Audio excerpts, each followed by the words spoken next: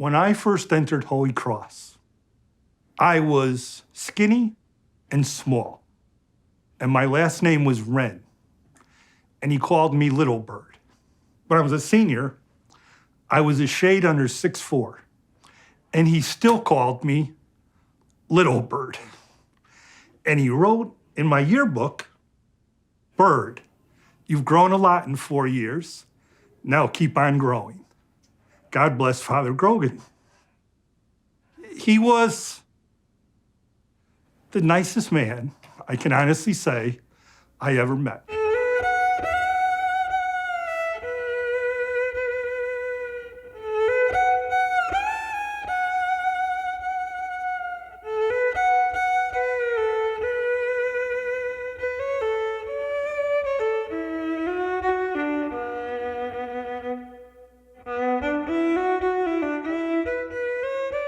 It's hard to picture him in my brain when he's not smiling. Always had a smile. You had no choice but to smile when you were in his presence. His smile told you what that guy was all about. And it was genuine and real. And if he was smiling at you, you know he was happy to see you. I can't think of another person in my life that, gentle, caring, knowledgeable. I can't say enough. He always found the good in things. I never saw him, upset or angry or anything. He was always happy, always positive. He always had his dignity, his kindness, and as you hear constantly from people, is a smile. He was a dynamite teacher and a mentor for so many of us. He was also a Navy guy, so he was a strong guy. But he was not one to raise his voice. The word detention didn't exist in his classroom. Not every brother was that way. We had a few stern brothers back then, and Father Grogan was not that way at all. His defining trait was you would say hello or shake his hand, and you just knew that you were conversing, you were in the presence of someone who cared greatly about you, your development, your faith, you as a person. It came through his pores. It was like, if Christ was on earth, I would think Christ would be just like this man. He was very loving. He was very understanding. And he was a man of the cloth, but he was open to all sorts of viewpoints, not just strict Catholicism. And in fact, he invited the students to challenge him on different points of Catholicism. And I had never seen a priest, a Catholic priest, act in that manner. The fact that he never, ever judged people, that he accepted everybody for who they were. Coming to Holy Cross in the fall of 1968, what I discovered was that Father Frank's class was different than any other religion class I had ever had. I remember Father Grogan, the very first day we moved into the new school, and we sat around in our theology class. It was the very first time he gathered us into a circle. You're kind of used to sitting in stacked rows, teacher up front. Father Grogan put us in a circle, and that was very, very new to me at that time. I had never sat in a circle in class before. He sat in a desk just like we did, and we were in a circle, and he would put up a topic, and we would discuss it. There weren't an overabundance of texts or classroom materials. It was more really just forcing you to think of your faith, yourself, your attitude towards others. When I came here, I was 13 years old, and this was a big school. Our class was, I'm going to estimate, around 200 or so, and I was quiet, unsure of myself, both academically, socially, in sports. And he always brought a sense of, it's okay, be who you are. He respected all of his kids. Kids knew that and trusted him. And that was a wonderful experience. The Spirit of Jesus was really with Father. I mean, he really helped you spiritually and morally. He was just very positive and supportive. For teenagers trying to find our way in the world, a lot of uncertainty. and he was a calming influence. Father Grogan was one in a million. I mean, he was very special. He wasn't your typical priest. He personalized religion classes. He ministered to people in a way that he allowed you to find your beliefs and to wrestle with your beliefs, as opposed to pushing you into the beliefs of what some institutional Catholic Church might want you to believe. And that was unusual for any priest in those days. And I think he lived that all of his life. Father Grogan was special because he showed us compassion. Today we're going to talk in the gospel about how Jesus washes the feet of his disciples. Father Grogan was washing our feet while we were in school. He's the one that provided us that emphasis of service and compassion to others. Him more than anyone. All the brothers were amazing. They all had passion for their studies, but it was Father Grogan that taught me compassion, to be one with others and to serve others. I am not Catholic. And there was an issue with taking the catechism class. I was totally upset about having to do that because I'm not Catholic, I'm Episcopalian. I did all that. And Father Grogan, he took me aside and he said, look, John, do you think it's worth knowing what other people think? I'm 16. Yeah, whatever. And he said, so do you think there's value in knowing what other people believe, what scares them, what makes them happy? And wouldn't you want people to know that about you? Yeah, you're not Catholic, but you know what? You're going to meet Catholic people. You want to understand what they believe because that will help them understand what you believe. He said, give me an answer tomorrow. I said, okay. He caught me in the morning coming in, and he said, so, did you think about what we talked about? I said, yeah, I did. And he said, what do you think? I said, well, I think you're right. I think it is a good idea to understand other people. And he goes, that's all I wanted you to say. Unlike a lot of people who are probably being interviewed for this, I'm not a religious person. I never believed in God, but I was sent to a Catholic high school. And thus I had to take religion class. And Father Grogan, for a couple of years, was my religion teacher. And in religion class, I would always argue with him about the existence of God. And you would think that that would have basically got me sent to the office with I'm sure with a number of the brothers it would have, or got me eventually expelled. But it didn't. Instead, we would debate this. And he never put me down for my beliefs. He really was open to other people's beliefs. I do remember one specific class that we were talking about our faith. I said something to the effect of, I don't know if I believe I'm a Catholic. I don't know if I believe in the Catholic faith. And if I had said that in my grammar school, I think the reaction from the priest would have been one of telling me why I should believe in my Catholic faith. But Father Grogan sat there calmly with his smile, calm demeanor, and just looked at me and said, well, maybe it's time to start asking yourself some questions. That simple statement has set me on a path for the rest of my life of reflection. And I'll never forget that about Father Grogan. He was a cool priest. From someone who doesn't believe in all of this, I'm saying a lot. I mean, he basically accepted you for who you were. In this day and age, we can use a lot more of that. My wife was my girlfriend then, who was from the class of 77 at Holy Cross.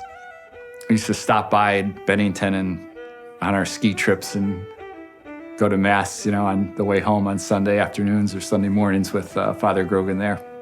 And he agreed to marry us in 1979. We wanted to have an outside wedding. Quite a feat, he did for us. And we're very appreciative. And, I had really hoped he would have been there to renew our vows on our 25th wedding anniversary, but he wasn't. But we did remember him that day. Well, I have a lot of memories, Father Grogan. Back in the day, we were contemplating putting together a club, and we needed a proctor, and he fit the bill and was interested, very interested. He loved scuba diving. He loved interacting in small groups. He recruited me to become a scuba diver, part of his 4 or 5 person scuba diving club.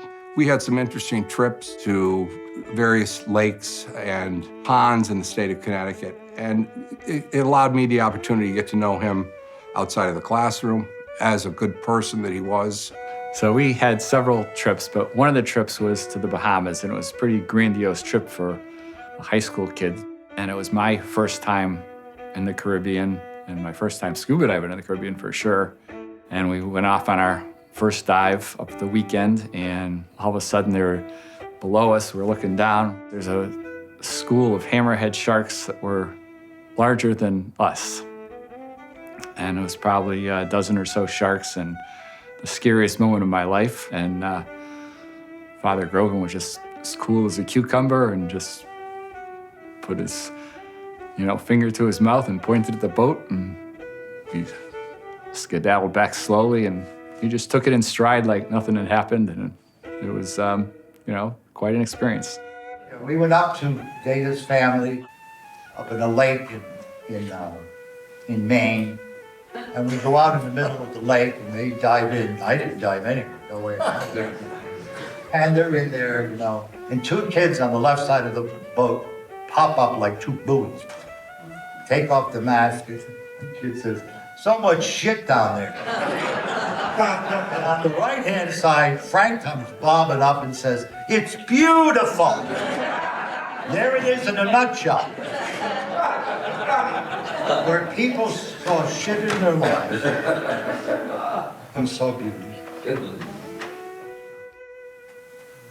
That was Frank Grogan.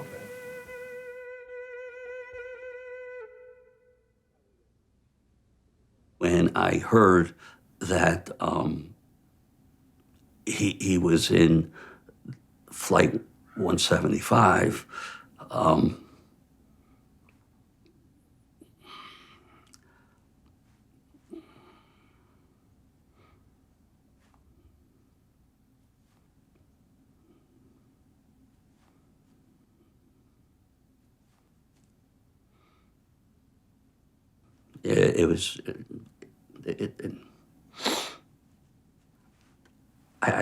I know he had to be doing something good on that plane. He had to be friendly, he had to be kind, and he had to be ministering to people, because that's who Father Grogan was.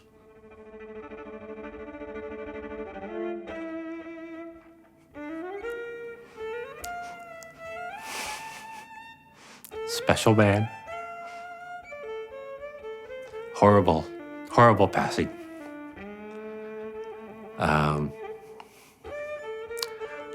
I know in my heart that he no doubt did what he could to comfort those around him.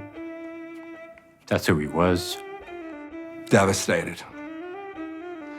And when I found out the details of it, that it just was being in the wrong place at the wrong time, but maybe he was in the right place at the right time. Knowing that he was certainly tendering to people that were horrified. I don't think he would have been fearful. Being a man of God, he always seemed to be at peace. And I think that, if that was what God wanted him to do that day, then, God probably put him on that plane. I felt like I wanted to be connected in some way. So I went down to Stonehill College to his memorial service. And when I got there, I couldn't get in.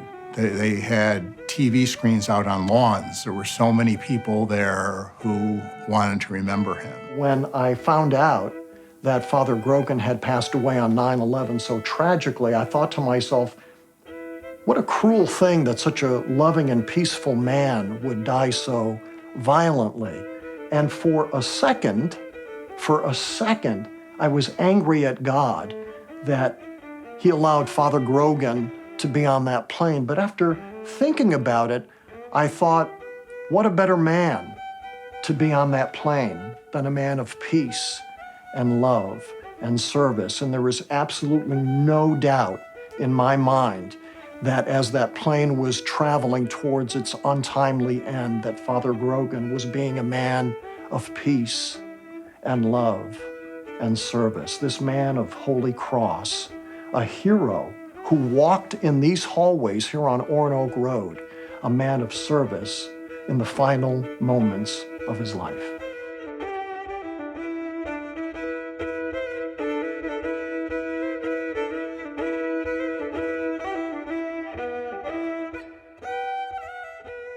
Your time with Father Grogan, what have you carried with you through your life?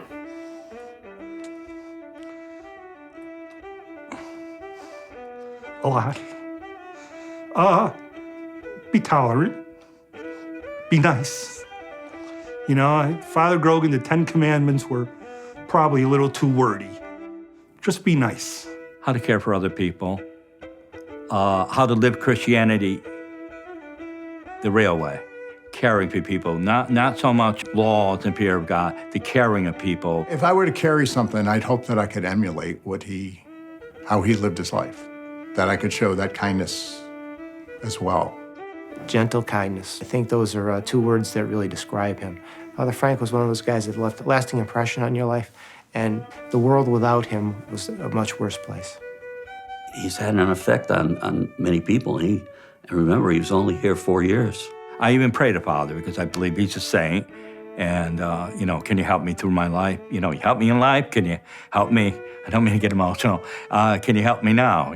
So I pray to him. Because when you have somebody like that, he stays with you for the rest of your life. I remember these words he told me. The only thing we can control in our lives is our faith and trust in the Lord. And I took that to heart, and it kept me through these years. I'm so thankful for having him being a mentor to me.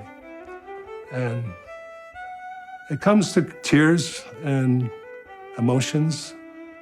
It comes to feelings. I don't have to think about Father Grogan. It comes into my heart. He's in my heart now and always. It saddens me that he's gone, but I'm grateful that I was in his path at some point in his life.